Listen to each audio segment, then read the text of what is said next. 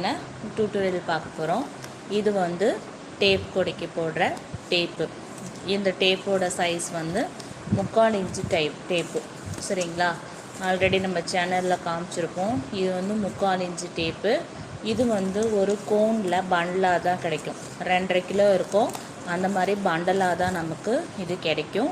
இது நம்ம வாங்கி இதை எப்படி நம்ம பேஸ் போடுறதுக்கு ரெடி பண்ணணும் அப்படின்னா, இந்த 3/4 இன்ச் டேப்பை வந்து ஈவனாக 3 பார்ட்ஸாக நம்ம கட் பண்ணிக்கணும்.